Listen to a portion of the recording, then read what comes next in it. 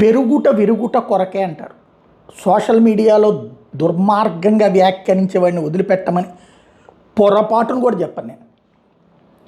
ఎప్పుడైనా మంచిని మంచిగానే మాట్లాడుకోవాలి, చెడుని చెడుగానే మాట్లాడుకోవాలి. చంద్రబాబు గారి ఇంటి మీద దాడో, లేకపోతే తెలుగుదేశం పార్టీ కార్యాలయం మీద దాడో, లేదా అసభ్య పదజాలాలు మాట్లాడినటువంటి సందర్భంలో నేనే ఫస్ట్ తప్పు పెట్టింది.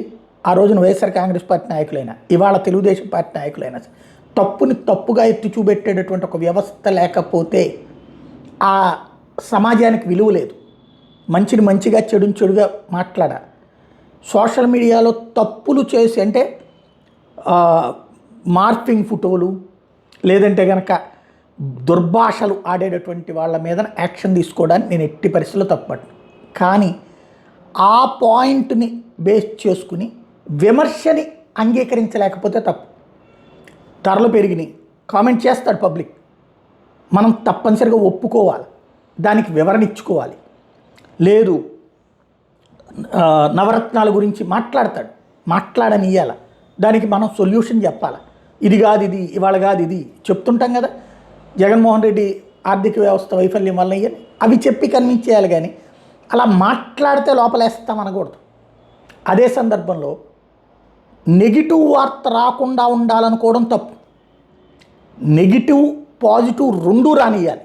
అప్పుడు పబ్లిక్ ఒకవైపు చూస్తారు.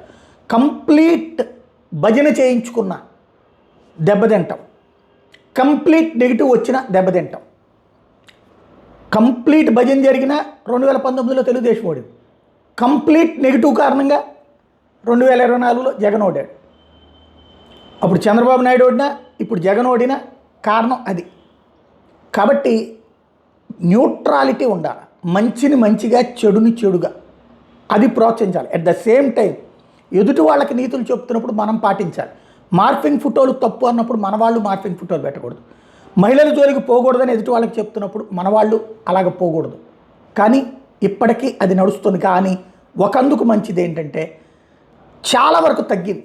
బూతులు తిట్టే నోళ్లల్లో నుంచి కాస్త హుందాతనపు పోస్టులు వస్తున్నాయి. అది ఒక మార్పు.